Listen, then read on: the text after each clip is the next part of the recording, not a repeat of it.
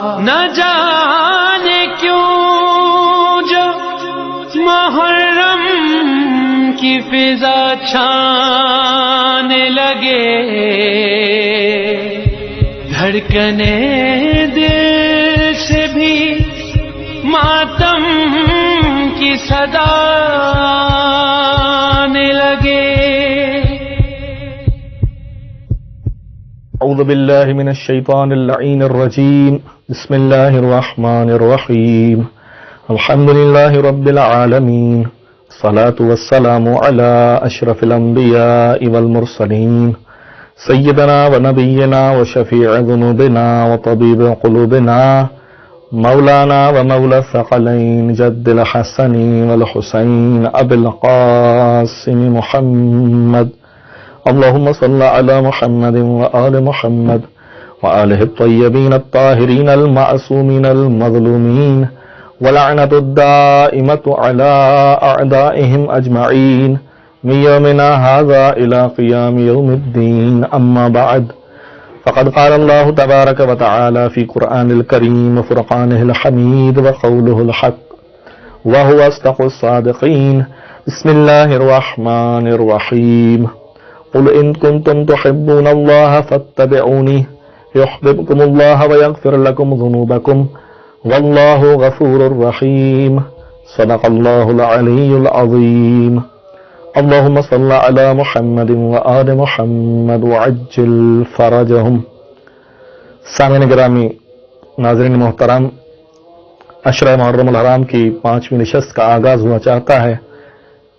جیسا کہ ہمارا عنوان گفتگو محبت اہل بیت علیہم الصلوۃ والسلام ہے، اور جس آیت کو عنوان کلام رکھا گیا ہے وہ سورہ آل عمران کی 31 نمبر آیت ہے، جس میں ارشاد خداوندی ہو رہا ہے، قل ان کنتم تحبون اللہ فاتبعونی، اے حبیب ان سے کہہ دے کہ اگر مجھ سے محبت کے دعوے دار ہیں تو آپ کی اتباع کریں، اور جب آپ کی اتباع کریں گے تو مجھ سے محبت کے دعوے میں سچے ثابت ہوں گے، پھر میں خدا بھی ان سے محبت کروں گا، یحببکم اللہ، میں اللہ بھی ان سے محبت کروں گا، اور دو طرفہ محبت کا نتیجہ یہ ہوگا کہ وَيَغْفِرْ لَكُمْ ذُنُوبَكُمْ، پھر میں ان کے گناہ معاف کر دوں گا، کیونکہ میں بڑا غفور الرحیم ہوں۔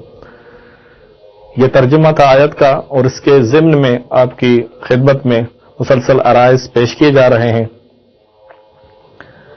عرض کیا گیا تھا کہ دنیا والوں کی نظر میں اتباع رسول جو کرنے والی ذوات ہیں وہ مختلف شخصیات کا تعارف کروایا گیا ہے۔ کوئی صحابہ کو اتباع رسول پر ثابت قدم جانتا ہے تو کوئی ازواج رسول کو مانتا ہے۔ البتہ ہم شیعان حیدر کرار کا یہ عقیدہ ہے کہ اہل بیت علیہ السلام کی ذوات مقدسہ کے علاوہ اور کوئی شخصیت نہیں جو حقیقی اتباع رسول کرنے والی ہو، اور اسی ضمن مولا کائنات علی ابن ابی طالب علیہ السلام کی ذات مقدسہ جو ہمیں تاریخ میں ہر حال میں پیمبر کا حامی اور ناصر نظر آتی ہے، اور ان کے بعد ان کے آل و اولاد امام حسن و حسین، اور اس سے سلسلہ چلا آ رہا ہے امام زمان اجل اللہ تعالی فرجہ الشریف تک۔ تو ہماری بحث گفتگو یہ تھی کہ رسول خدا کے حقیقی اتباع کرنے والے کون ہیں؟ اہل بیت علیہ السلام۔ چونکہ یہ قاعدہ قانون ہمیں قرآن کریم نے دیا ہے کہ جو رسول خدا آپ کو دیں وہ لیں، اور جس چیز سے روکیں اس سے رک جائیں۔ قرآن کی واضح آیات ہے، وما آتاکم الرسول فخذوہ وما نہاکم عنہ فانتہوا۔ اب ہم نے یہ دیکھنا ہے کہ رسول خدا نے اپنی زندگی میں ہمیں کیا کیا دیا اور کس کس چیز سے ہمیں روکا۔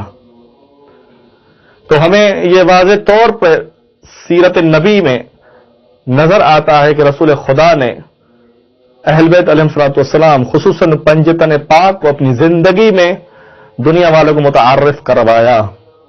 مولا کائنات کی فضائل و مناقب میں بہت ساری احادیث ہمیں مل جائیں گی. جناب سیدہ زہرا سلام اللہ علیہا کے فضائل و مناقب میں، رسول خدا کی سیرت میں ہمیں کافی واقعات اور احادیث ملتی ہیں. امام حسن حسین کے لیے فرمایا کہ الحسن والحسین سید شباب اہل الجنہ وابوہما افضل منہما. حسن حسین سید شباب اہل الجنہ ہیں، جنت کے جوانوں کے سردار ہیں، اور ان کے بابا ان سے بھی افضل ہیں. یعنی یہ معرفی کروا رہے ہیں رسول خدا اپنے اہل بیت علیہ السلام کی، اپنے خاندان کی، اپنے عصمت و طہارت کے ان مصداقوں کے زندگیوں کو دنیا والوں کے سامنے واضح اور روشن کر رہے ہیں کہ یہی ہیں جو حقیقی اہل بیت رسول ہیں، اور یہی ہیں جو میں اپنی زندگی میں آپ کو دے کے جا رہا ہوں. رسول خدا کی مشہور حدیث ہے انی تارک فیکم الثقلین کتاب اللہ و عطرتی اہل بیتی. میں جا رہا ہوں مگر دو گران قدر چیزیں تم لوگوں کے درمیان چھوڑ کے جا رہا ہوں. وہ کیا ہیں؟ ایک قرآن کریم اور اہل بیت اطہار علیہ الصلوۃ والسلام. یعنی یہ دو چیزیں خداوند متعال کی طرف سے رسول خدا ہمیں ایک امانت کے طور پہ دے کے جا رہے ہیں، اور امانت کا یہ اصول ہوتا ہے کہ اس کی حفاظت کی جاتی ہے. اور تبھی اس حدیث کے آگے ارشاد ہوتا ہے کہ یہ ایک دوسرے سے، یعنی قرآن اور اہل بیت ایک دوسرے سے جدا نہ ہوں گے حتیٰ کہ حوض کوثر پہ مجھ سے ملاقات کریں. یعنی اس سے ثابت ہو جاتا ہے کہ رسول خدا اپنی زندگی میں ہمیں، اور اس آیت کے ضمن میں کہ وما آتاکم الرسول فخذوہ وما نہاکم عنہ فانتہوا، کہ جو رسول دیں وہ لے لو. رسول خدا نے ہمیں اہل بیت اطہار علیہ الصلوۃ والسلام دیے ہیں، لہذا ہم پر واجب ہے، ہم پر فرض ہے کہ ان سے ان ذوات مقدسہ کو قبول کریں، اور جس طرح ان کے اکرام کا، ان کی عزت کا، ان کی اطاعت کا حق ہے اس طرح وہ حق ادا کرے. اور اسی ضمن میں قرآن کریم کے میں دوسری جگہ پہ یہ ارشاد ہوتا ہے کہ اگر خداوند متعال کی اطاعت کرنی ہے، جیسا کہ اس آیت میں کہ اطیعوا اللہ و اطیعوا الرسول و اولی الامر منکم میں ہے کہ اطاعت خدا کرو، اطاعت رسول کرو، اور اولی الامر کی اطاعت کرو. تو قرآن کریم میں ایک دوسری جگہ پر ارشاد خداوندی ہو رہا ہے من یطع الرسول فقد اطاع اللہ، جو رسول کی اطاعت کرے گویا کہ اس نے اللہ کی اطاعت کی. یعنی اللہ کی اطاعت مخفی ہے، پوشیدہ ہے، کس میں؟ رسول خدا کی اطاعت میں. اور رسول خدا فرما رہے ہیں کہ جو میرے اہل بیت کی اطاعت کرے، جو ان کو مانے، جو ان کو شرف اور عزت بخشے، جو ان کی اطاعت کرے، ان کے فرمان پر لبیک کہے، وہ حقیقی امتی، رسول کا امتی ہے. حقیقی معنی میں وہ ایک مسلمان، ایک مومن کہلوانے کے قابل بن جاتا ہے. اور یہی چیزیں ہمیں رسول خدا کی ذات مقدسہ سے حاصل ہوئی ہیں، اور انہی سے ہمیں فیض حاصل کرنا ہے، اپنی زندگی کو بہتر بنانا ہے، اور ایمان کے اصل اس دائرے میں داخل ہونے کے لیے جو کسوٹی قرار دی گئی ہے، جو ترازو نصب کیا گیا ہے، وہ محبت و ولایت علی ابن ابی طالب اور اہل بیت رسول خدا صلی اللہ علیہ وآلہ وسلم ہے. اور اس ولایت کا ہم نے خیال رکھنا ہے، کیونکہ یہ ولایت ہمیں امانت کے طور پر بخش دی گئی ہے، اور یہ امانت جس کی حفاظت کے لیے مأمور کیا گیا ہے، اس کو اپنی زندگیوں میں نافذ کرنا ہے. ولایت کیا ہے؟ حقیقی ولایت محبت اور اطاعت علی کا نام ہے. ولایت علی حقیقی پیروی علی کا نام ہے. ولایت یعنی فرمان علی پر، فرمان اہل بیت پر عمل کرنے کا نام ہے، فقط زبان سے دعویٰ کرنے کا نام نہیں. ولایت اگر دل میں بسی ہو تو پھر اعضاء کے ذریعے ظاہر ہو جاتی ہے. انسان جب زندگی میں احکام اسلامی پر اور اقوال و فرامین معصومین پر عمل کرتا ہے تو پھر یہ نمایاں ہو جاتا ہے کہ وہ حقیقی ولائی ہے، حقیقی علی کی ولایت کا ماننے والا ہے۔ اور اسی ضمن میں جو جو احادیث اور جو جو احکام اسلامی رسول خدا پر نازل ہوئے اور رسول خدا نے پہنچائے اور ہم سے مطالبہ کیا اور ہم سے چاہتے ہیں کہ ہم اس پر عمل کریں، ان احکامات کو اجرا کریں اپنی زندگی میں، تو یہی ولایت کا سرچشمہ ہے۔ اور جب ولایت ثابت ہو جائے اگر زندگی میں، اگر اپنے وجود پر ولایت علی نافذ ہو جائے تو پھر انسان حقیقی مولائی، حقیقی ولائی کہلوانے کے قابل بن جاتا ہے۔ پھر فقط وہ نہیں بلکہ مولا کائنات اور اہل بیت بھی اس کو اپنا ماننے کے لیے آمادہ ہو جاتے ہیں۔ اور ہمیں چاہیے کہ اہل بیت علیہ السلام کی زندگی سے ہم یہ درس حاصل کریں، کیونکہ یہ دن جو چل رہے ہیں ماہ محرم الحرام کے دن اور یہ مجالس عزا، فرش عزا جو بچھائی جا رہے ہیں، حقیقت میں یہ درسگاہ کربلا ہے۔ اسی فرش عزا سے انہی دنوں میں ہم نے دین کو سیکھنا ہے، دین کے احکامات کو جاننا ہے اور حقیقی ولایت کو سمجھنا ہے، کیونکہ ولایت واقعاً درک کرنے کی چیز ہے، فقط اقرار کرنے کی چیز نہیں، بلکہ ولایت علی کو، ولایت اہل بیت کو سمجھ کر اس کو قبول کرنے اور اپنی زندگی میں اجرا کرنے اور نافذ کرنے کا نام ولایت علی ابن ابی طالب ہے۔ اور فقط دعوے سے، کیونکہ امام زین العابدین علیہ السلام اور بروایت دیگر امام صادق علیہ السلام سے بھی یہ روایت منقول ہے کہ امام اپنے شیعوں کو مخاطب ہو کر فرماتے ہیں کہ فقط ولایت کا دم بھرنے سے آپ مولائی نہیں بن سکتے، آپ ولائی نہیں بن سکتے، بلکہ آپ کو اپنی زندگی میں اسلامی احکام کو نافذ کر کے ولایت مدار ہونے کا ثبوت دینا ہے۔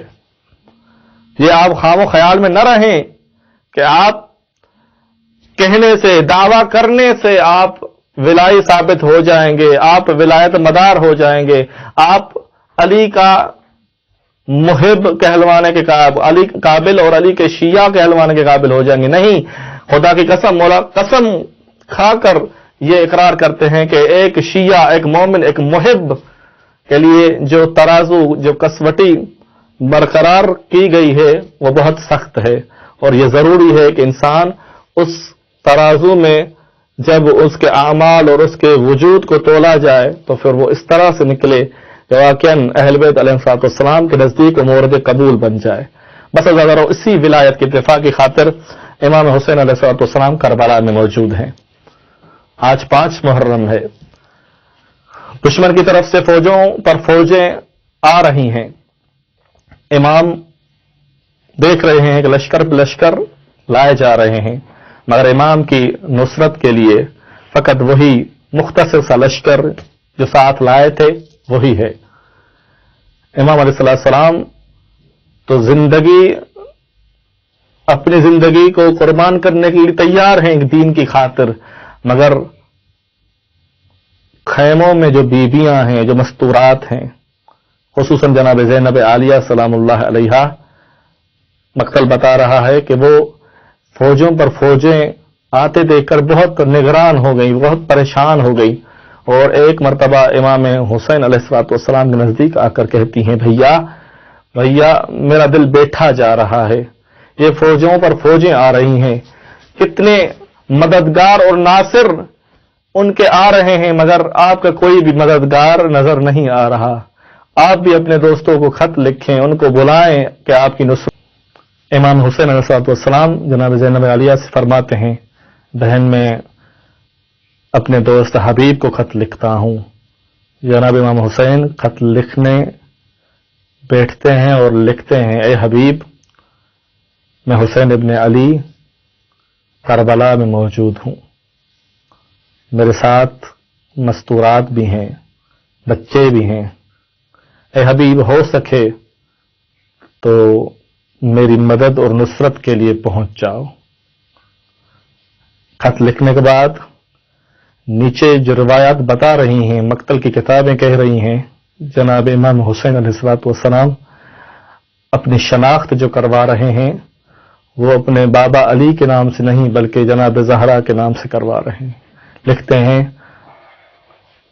حسین ابن زہرا، حسین زہرا کے فرزند کی طرف سے خط حبیب ابن مظاہر کی طرف. بس مظلوم کربلا حبیب کو جب یہ خط ملتا ہے کوفے میں، تاریخ بتا رہی ہے کہ وہ بازار میں خضاب خرید رہے ہوتے ہیں کہ یہ خط پہنچتا ہے. جناب حبیب وہ خط لے کر اپنی آنکھوں سے لگاتے ہیں اور گھر میں آ کر جب خط کا متن پڑھنے لگتے ہیں تو زار و قطار روتے بھی جا رہے ہیں، خط بھی پڑھتے جا رہے ہیں. ایک مرتبہ اس کی زوجہ کہتی ہیں حبیب کیا بات ہے، اس خط میں ایسا کیا ہے کہ تم رو رہے ہو؟ جناب حبیب کی آواز آتی ہے اے کنیز خدا، یہ کوئی عام خط نہیں، میرے آقا حسین کا خط ہے. میرا مولا حسین کربلا میں تنہا مختصر سے لشکر کے ساتھ، اپنی بہنوں کے ساتھ، اپنی مستورات کے ساتھ، اپنے بچوں کے ساتھ دشت کربلا میں دشمن کی فوجوں میں گھرا ہوا ہے، مجھے مدد اور نصرت کے لیے بلایا ہے. اب یہاں پہ مختلف روایات ہیں. جناب حبیب خط پڑھتے ہی لبیک کہتے ہیں ایک روایت کے مطابق جناب حبیب کچھ دیر کے لیے اپنی زوجہ کا امتحان لینے کے واسطے ایک جملہ فرماتے ہیں، کہتے ہیں کہ چاہتا ہوں کہ حسین کی نصرت کروں پر مجھے تمہارا خیال آ رہا ہے کہ تمہیں کس کے آسرے چھوڑ کے جاؤں. بس یہ کہنا تھا عزادارو، جس طرح حبیب عاشق حسین تھا اسی طرح حبیب کی زوجہ بھی جناب زینب عالیہ کی کنیز تھی. کہہ رہی ہیں حیف ہے حبیب تم پر، میری وجہ سے تم حسین کی مدد اور نصرت کے لیے نہیں جاؤ. حبیب تم سے یہ توقع نہیں رکھتی تھی. عزادارو بس ایک مرتبہ جب نکلے، اپنے گھوڑے پر سوار ہوئے اور تیز رفتاری کے ساتھ کربلا کے میدان میں پہنچتے ہیں، جس طرح ہر کا استقبال کیا گیا تھا تاریخ بتا رہی ہے. جناب امام حسین ویسے ہی جناب عباس اور جناب علی اکبر کو فرماتے ہیں اے علی اکبر اور عباس، میرا مہمان حبیب آ رہا ہے، میرا دوست حبیب آ رہا ہے. بس عزادارو جناب حبیب جب پہنچے تو پھر جناب امام حسین نے استقبال کیا، گلے سے لگایا، جناب زینب عالیہ کا خیموں سے سلام آیا. اور پھر 10 محرم کے دن روز عاشور جب بزرگ صحابی امام حسین جب جاتے ہیں امام حسین کی نصرت میں جہاد کرنے کے لیے، رجس خوانی کرتے ہیں اور فرماتے ہیں اے قوم اشقیا، تمہاری جنگ تو حسین سے ہے مگر حسین کے بچوں نے تمہارا کیا قصور کیا ہے؟ ارے وہ 3 دن سے بھوکے اور پیاسے ہیں، ارے ان کے صغیروں پر رحم کرو. مگر وہ قوم اشقیا اس کا جواب نہیں دیتی بلکہ جواب میں تیر بارانی ہوتی ہے. عزاداران مظلوم کربلا، یہ بوڑھا صحابی، تاریخ اس کی عمر 80 سال لکھتی ہے. یہ جب جنگ کرتے کرتے مرتبہ نڈھال ہو گیا اور زین سے زمین کی طرف آنے لگا، امام حسین کو پکارا. جناب امام حسین جب ان کے حبیب نے امام حسین سے فرمایا اے میرے مولا، مجھے اپنی شہادت کا غم نہیں پر مجھے غم ہے تو آپ کی تنہائی کا غم ہے. مولا میں آخری وصیت کرنا چاہتا ہوں. امام فرماتے ہیں اے حبیب مجھے اپنی وصیت بتاؤ، میں تمہاری وصیت پر عمل کروں گا. جناب حبیب فرماتے ہیں مولا میں آپ سے وصیت نہیں کرنا چاہتا، میں آپ کے دوسرے صحابی جو بچے ہوئے ہیں ان سے وصیت کروں گا. جناب امام حسین سب صحابیوں کو بلواتے ہیں، جناب حبیب کے اوپر آتے ہیں. ایک مرتبہ جناب حبیب رو کر ان سے مخاطب ہو کر فرماتے ہیں علیکم بہذا الغریب، تم پر یہ اس غریب کی سفارش کر رہا ہوں، اس غریب کو اکیلے مت چھوڑنا. ارے یہ تنہا ہے، اس کا کوئی اور مددگار نہیں ہے، اس کی آخری دم تک نصرت کرتے رہنا. اور یہ سفارش کی اور روح پرواز ہو گئی. نہ جانے کیوں جو محرم کی فضا چھانے لگے دھڑکنے دل سے بھی ماتم کی صدا